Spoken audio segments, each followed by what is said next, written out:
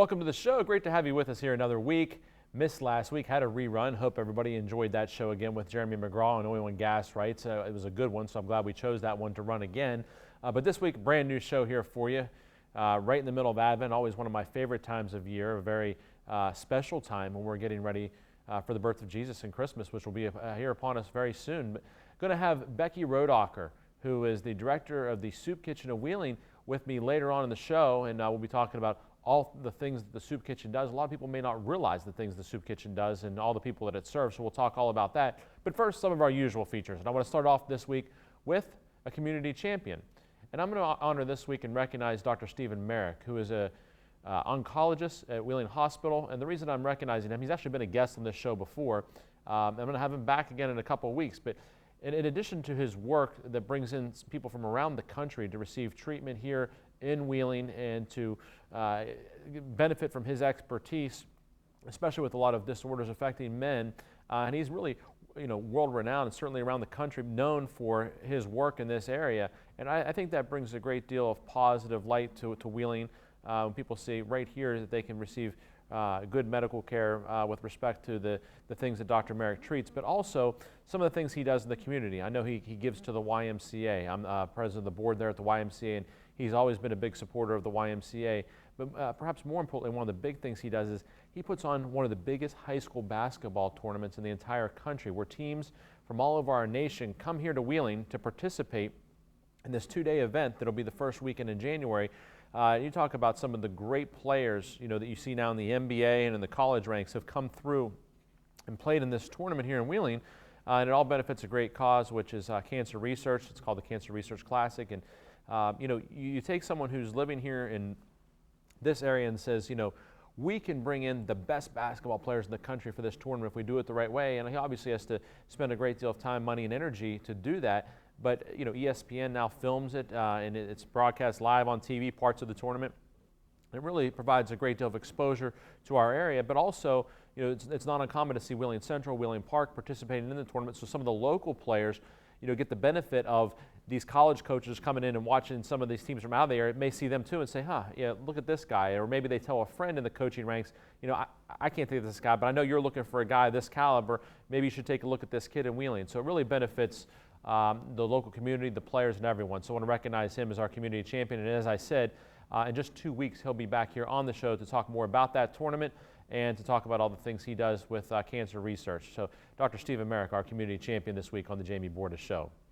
Next up, a quote of the week. And this one comes from St. Teresa. Many may know her as Mother Teresa, but she has been canonized now. So she said this: if you can't feed 100 people, then feed just one. And I think with Becky being our guest on this week's show, it's a particularly notable quote from St. Teresa. And, there's a lot that we can learn from that quote. We may look at things like world hunger and things of that nature and say, what can I do about it? How can I help? Well, one at a time is what we can do. You may not have the ability to go out and eradicate hunger throughout the world, but if you take care of one person, 2 people, whatever it is that you can do, then you're doing your part. And if everybody chips in and does their part, then perhaps we can all make a difference. So I think that's a great quote there, that if you can't feed 100, feed just one. A legal tip this week. This is one that I've been thinking about for a while. And that is, ask questions of your stockbroker, financial investor, whatever it may be. And a lot of you may say, well, I don't have a stockbroker. I don't have a financial investor. Well, maybe you do and you just don't realize it. Some people may have retirement plans with the companies they work at or the businesses, and that money is invested, and it's invested with some broker or investor. And if the money is set out for you individually, you may have the ability to determine how that money is invested and not just leave it up to someone. And you may want to talk to that person about what your goals are. At what age you plan to retire, what you'll need to do with the money. Do you have children that need to be taken care of? Do you have someone in your family that's disabled in some way and you need to be able to care for them? How risky are you willing to be with investments? Do you have any other type of retirement income that you're going to be counting on? Are you doing something outside of that plan? And the same is true if it's not within a company retirement plan, but just you may have some money to invest on your own. Make sure that they are investing it in the right way. We've handled cases at my firm where Stockbrokers have not done that, and it's really devastated some people where it's wiped out everything they worked for years and years and they were counting on for retirement. So you want to make sure that you ask those questions so it doesn't happen to you. I don't want you to have to come to a firm like mine to be able to do something about it after the fact. Try to keep it from happening, and the best way you can do that is to stay informed, ask questions about what type of investments do they have you in. How have those been doing? What are the risks of being in those investments? What are the positives? What are the alternatives, to being in that type of investment? What are the other choices?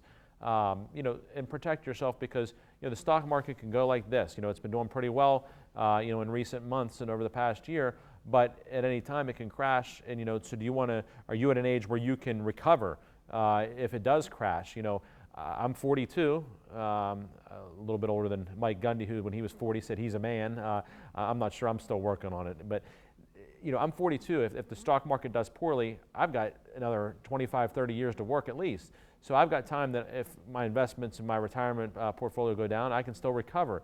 Others may not have that benefit. If they're 62, 65, whatever it may be, they may not have many years left to work and they won't have the time to build it back up. So they can't be as risky with their money. They need to be a more conservative plan. So really ask those questions, think that through, and find out what the best strategy is for you so that you don't end up in a bad situation. We need to take a break.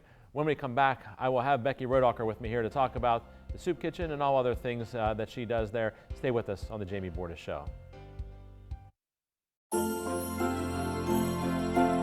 'Tis the season to experience the time-honored tradition of the Winter Festival of Lights at Oglebay in Wheeling, West Virginia. Experience the magic November 10th to January 1st. Tractor trailers are some of the most dangerous vehicles on the road. There are federal rules for load sizes, driver's hours, and maintenance for a reason. When big rigs don't follow these rules, entire families can be torn apart. We have the talent and the resources to take on these large companies. Hopefully, through our work, families are being helped and trucking companies are getting the message about safety. Bordas and Bordas, fighting for justice. Experience the magic of the season at the Winter Festival of Lights. Holiday memories are waiting to be made at Oglebay in Wheeling, West Virginia, November 10th to January 1st.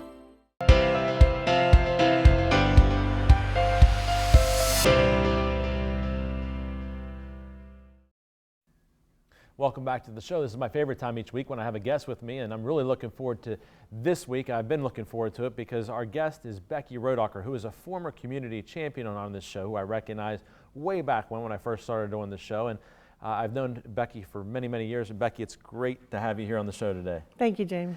I think I was 5 or 6 when I first met you. You were. Funny story about that. You I'm sure recall, but my dad agreed to coach the hockey team that I was playing on, and he couldn't skate, but he felt like he knew he'd do a good job with organizing and getting people in the right positions, but he thought, what I'm going to do is figure out how am I going to solve this problem that I can't skate and these kids have to skate. So he found the best skater in the area, which was you. You were 17, 18 at the time, and so you were one of his assistant coaches and probably really the one that taught us everything. So, and that was my first year in coaching. Was it really? It was. So that was, you were 17, 18, and you've been, you're still involved with Waha, I guess. 40 consecutive years. Wow. So what's your role now with Waha? I'm on the board of directors, and I help out with the mites. Oh, wow. And so people may not realize the mites, those are the really little guys and girls now. Right. And that's one of the big changes. You were one of the first girls to really play back then. We had a great girls division then. We're rebuilding now. Yeah. So it's kind of getting underway. But let's talk about the soup kitchen. I mean, that's really why you're here today. And, people may not realize all that the soup kitchen does. You've been there for a good while now. This is my 17th year. Yeah, and so as the director, you got a lot that falls on your shoulders, and people may think, well, the soup kitchen, that's just for people that are without a home, that type of thing, and it's not there. You serve so many people. We serve approximately 225 a day. And people may not realize, what happens when you come into the soup kitchen? I mean, how is it that you can come there, get a meal, and what time of day, that type of thing? We're open for breakfast at 7:30, and that's very good because a lot of the folks that come out of shelters are out at 7 o'clock in the morning. So the elements of the weather, whether it's hot or cold, they can come in, watch the news. It's more like a get your own breakfast, self-serve, or have oatmeal out, or the toaster ovens going, and coffee. And then from 11 o'clock to 1 o'clock is a typical soup kitchen meal across the United States. So that's our big meal, and most of our folks that come in, that's their big meal of the day. And we are 100% community funded and volunteer driven. So that time between breakfast and lunch, our volunteers are getting ready for the lunch. We have no menus because we never know what's going to come in through the night as far as food that's been donated. So we come in the morning, look at what we have, and then we cook for 200. You mentioned food coming in that's donated. I mean, if people, have a big event and there's a bunch of leftover food, can they bring it down there? They sure can. How do they go about doing that? I mean, and making sure somebody's there to receive it, that type of thing. They just give us a call and we make sure that we're there to receive it at that hour. Okay. And the Good Samaritan Act in West Virginia covers any food donated to the soup kitchen. Okay, so you don't have to worry about if it's Once bad or it something. comes into our hands, we're 100% responsible for making sure it's good to serve, and we do. You mentioned it's volunteer service, the people that are there. I mean, so how do you come up with a schedule? I mean, it's volunteers can sometimes be unreliable. They're not being paid, so sometimes they may not show up. But how's that work? They just call and get on the schedule. We have some folks that have been coming in. We have our Monday, Tuesday, Wednesday, Thursday, Friday crew that's been coming in for years. And a lot of those folks are retired, and it's also a socialization process for them. They get to serve. They get to socialize with one another, meet new people. So it's a very good opportunity for them to come and serve. But we also have people that need community service. They call us and they get on the schedule. You mentioned breakfast and lunch. So those are the two meals of the day? Yes, we also have a Wednesday night children's meal from 4 to 6, and that coincides with our Just for Kids program. And the Just for Kids program is the 4 to 6 meal for children and their families. It's no longer a soup kitchen. It's more like I consider it just like a big old Italian wedding where everyone's running around, the kids are laughing, and the folks get to, again, socialize. So we have that meal, and then those children are the children that we take care of for back to school so that they have new clothes, new book bags, new supplies, new shoes. And also now we're getting ready for 225 children to give their entire Christmas to. Wow. And we take care of the children until they're out of school, meaning if there's children and they have people in their family that have come up through the program and they're in college, they still get gifts. Now, you mentioned that, over a couple hundred people that you serve each day. Who qualifies? Do you have to show some proof that you qualify in some way, or is if you come in, you get served? Anyone that's hungry eats. Yeah. We have no qualification at all. We just don't have that red tape. I think that those doors, when you need help, are some of the hardest doors to come through that people have ever opened. And when the little kids come in to volunteer, because a child can volunteer, a 6-year-old can volunteer at the soup kitchen. But when the children come in from school, I always say, did you have a hard time getting through those doors? Were they hard? Were they heavy to open? Were you scared? And they're like, no, we're ready to go. And I always tell them, for people that need help, those doors are the hardest doors to come through sometimes in their entire life. Yeah, So we also have an emergency food care that if people, say, for instance, cancer comes into a family or someone loses their job, or it's just a very extreme case that they don't have any food in the house. And a lot of these are middle class, lower middle class people that just something's happened, they have to come in and get food. And it's very difficult for them. So they've already been through that. They don't need to fill out a bunch of red tape, and I don't want to know how much they make, or you just don't. A lot of people are worried about, do they deserve the meal, or do they qualify? If they've come to us for help, I think that they qualify. When you mentioned the doors, it occurred to me, a lot of people may not even know where you're located, or where to find you. We recently renovated, 10 years now, we renovated the old Central Fire Station, a beautiful building that's right behind Wheeling Clinic on the corner of 17th and Oak Street. So kind of right across the street from the library almost. Yes. If people want to if they've been to the Ohio County Public Library right there in downtown Wheeling across from the courthouse, you're right there in that same neck of the woods. Correct. We need to take a commercial break. When we come back, we'll continue talking about some of the ways that maybe people can help the soup kitchen. Stay with us here on the Jamie Bordas Show.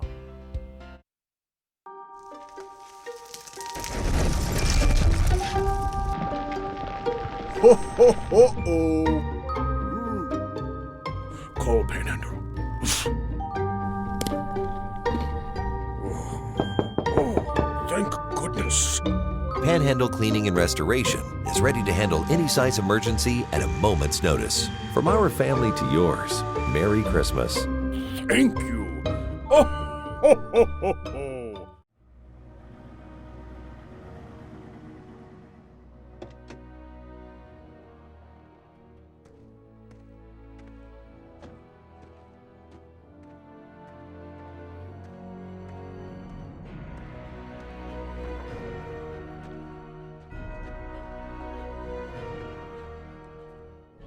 Recommended by the highest authorities. Danoon Lumber. Looks like a bad one's coming. Yeah. Right?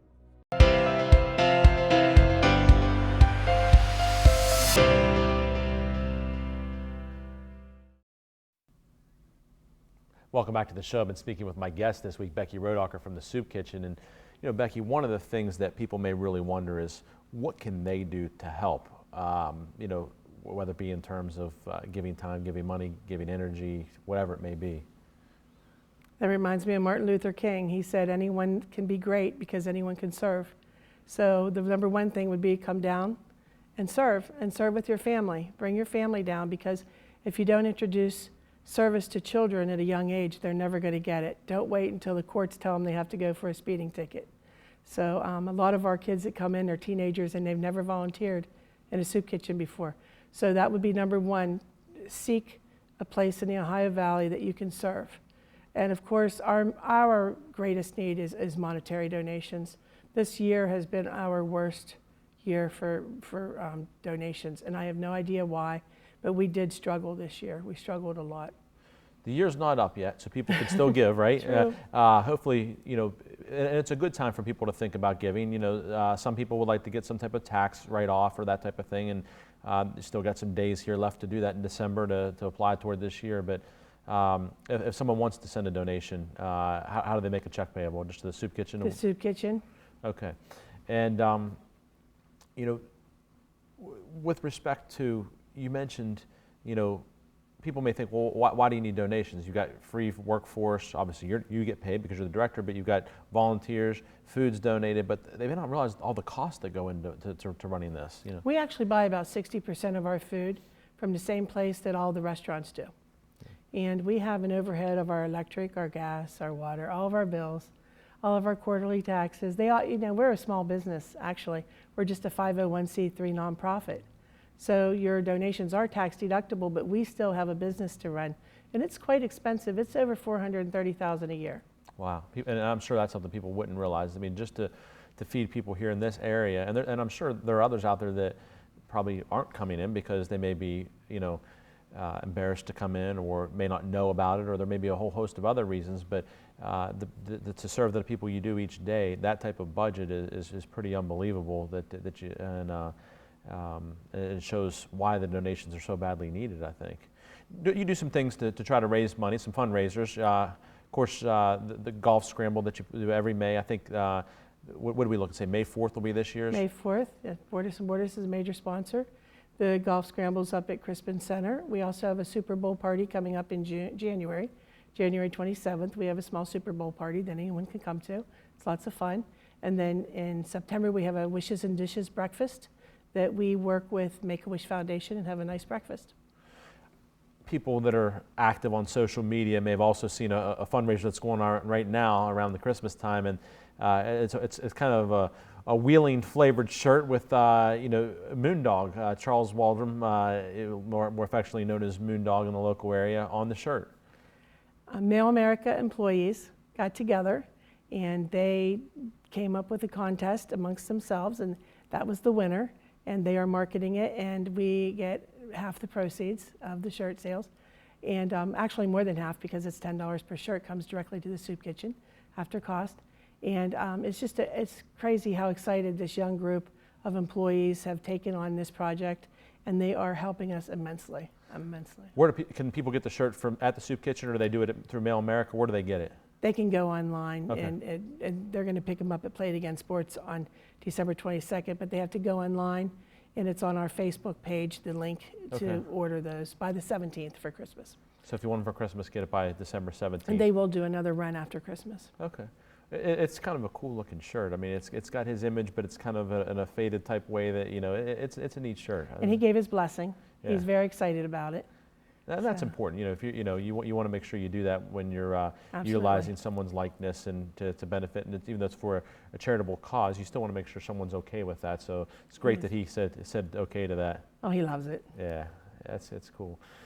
So you know, if you had to really, you know, give a message to people about, you know, what the soup kitchen does and why it's important to this area, to this valley, to Wheeling, you know, what do you think's what it does the most? I think it's become a community center, and just not for the East Wheeling community, but all of Wheeling. And we have no geographical boundaries either. We get about 20% of our patrons come from Belmont County. So I think that the main thing is to stick to our mission of feeding the hungry. And then we have this children's program that we know that 227 children are going to school with the pride of having new clothes, new book bag, feeling good about themselves on the first day of school. And then now the holiday gifts. So the children are taken care of that come to the soup kitchen. And we also have a clinic that we are working with Health Right and Project Hope, that we built a small examination room in our building. And on Wednesday afternoons, anyone that comes into the soup kitchen can be seen by a physician or a physician's assistant and be taken care of medically too.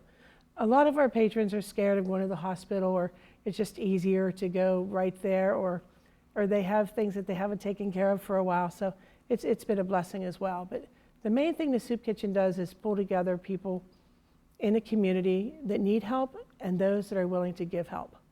And it's become such a wonderful place to be. It's not a place that's dirty, or, you know, you have this picture in your mind, oh, it's a soup kitchen. They're going to be serving soup and bread.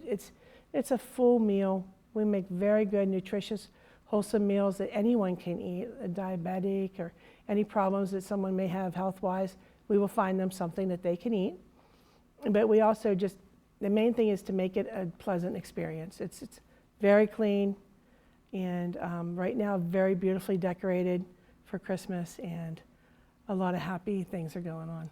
Well, Becky, I really appreciate being on the show, and God bless you and all the work that you're doing. Have a really Merry Christmas. Thank you, Jamie. All right, thanks a lot. We need to take a break. When we come back, we'll be talking sports. Stay with us here on the Jamie Bordas Show. Fighting for homeowners. Fighting for workers. Fighting for children. Fighting for mineral owners. Fighting for patients. Fighting for policyholders. Bordas and Bordas, fighting for justice.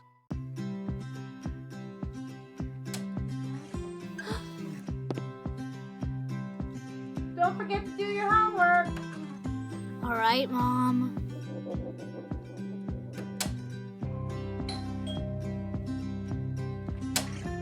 Trick or treat. Here you go. Happy Halloween. For your home, for your life, for more than 50 years. Denoon Lumber.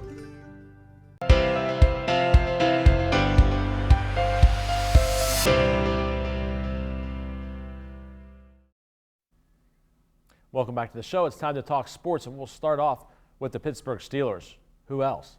The big game is finally here. The game we've been talking about for weeks, if not months now. The Steelers versus the New England Patriots. This Sunday, 4:25 p.m., right here on WTRF on CBS. And, you know, the Steelers are 11-2. You know, I said before the year started they need to be at least 7-3, probably 8-2 through 10 games to keep pace with the Patriots, and they did. They were 8-2, and now they sit here at 11-2. And the Patriots surprisingly dropped the game against Miami on Monday night. Now this game means more than ever for that first spot for home field advantage throughout the AFC playoffs. The Steelers win this game and go up 2 on the Patriots in that race, and would have the tiebreaker. It's like being up 3 games. It'd be all but over pretty much. If the Patriots win, then the teams are deadlocked in record, and the Patriots would have the tiebreaker. So huge game here, obviously. And, you know, when you look at this game, one of the big questions I have is, can the Steelers get pressure on Tom Brady? If they can make Brady uncomfortable back there, which not many people can do or have been able to do over the years, then it affects their ability to score points, of course. You know, Steelers offense has been rolling over 30 points a game the last several weeks in a row, but still having to win by field goals because the defense has given up a ton of points too. I think the defense plays much better this week. I think the crowd will be a factor at Heinz Field. The 425 game will get, you know, the crowd time to during the day to get a little bit fired up and juiced up and ready for the game, and then, you know, get dark, you know, pretty early on in the game, and I think that crowd will really be into it. The big thing I look at is I think Le'Veon Bell is going to have a huge day. I think he's going to be the difference in the game. Of course, in last year's playoff game, he had to leave that game early because of the groin injury that required surgery in the offseason. I think the Steelers get it done this week. Win by 3. Will be a last-minute field goal again, perhaps. You know, they've been living on Chris Boswell's toe for the last several weeks. May have to do it again, but I think this is one where the Steelers get it done. I think this is the Steelers' year to get to the Super Bowl. I said that before the year started, and I like their chances this week at Heinz Field. I'll take the Steelers. Keep an eye early on in this game at whether or not the Patriots are able to run the ball. If the Patriots can have a balanced attack, you know, that'll bode well for them. But if the Steelers can force them to do one thing or the other, then I really like the Steelers' chances. You know, talking about the NFC for a minute, you know, big loss for the Philadelphia Eagles. Carson Wentz went down, who was having an unbelievable year at quarterback for the Philadelphia Eagles, who you know, with the best record in the NFC and looking like they're Super Bowl contenders. And you know, they still have a pretty good quarterback there in Sproles, but who knows what's going to happen now with that team without their leader and the guy that's been so effective all year long. And injuries have been a big part of this NFL season. Of course, Ryan Shazier most recently and notably for the Steelers, and still not a lot of word on his progress, and that's not really a good sign. If there were good things going on, you think you'd be hearing about it, so not that great. College bowl games start up this week. Also Saturday at 1 o'clock is the first bowl game, the R+L Carriers New Orleans Bowl with Troy and North Texas. I like Troy in that one. Of course, they're the team that beat LSU earlier in the year with the big upset, so I like them. I like Georgia State over Western Kentucky. And then at 3:30 on ABC right here in WTRF, big game between Boise State and Oregon. That's probably the biggest of the early bowls. I like Boise State. They always come to play in the bowl games. I think they'll get that done against Oregon. And then Marshall, you know, an in-state team here in West Virginia, taking on Colorado State at 4:30 on ESPN. I like the Herd to get it done. I think that they'll go out and play well in that game, be motivated to finish their season on a strong note. And then Arkansas State against Middle Tennessee State. I like Arkansas State in that one. And then next Thursday, Florida Atlantic in Akron in the Boca Raton Bowl. And you know, Florida Atlantic, coached by Lane Kiffin, they very quietly had a great season, and Lane Kiffin's name is going to be resurfacing time and time again with all the jobs that come open. And you know, he's still a very young guy, so I think we'll be seeing Lane Kiffin for years to come. But I think Florida Atlantic gets it done in this game because they've been rolling, you know, in the recent weeks, and they really had a great close to the season. We'll be talking more about all the other bowl games on the next week's show. We'll talk about the Mountaineers specifically. Thank you for tuning in this week. We'll see you again next week on the Jamie Bordas Show.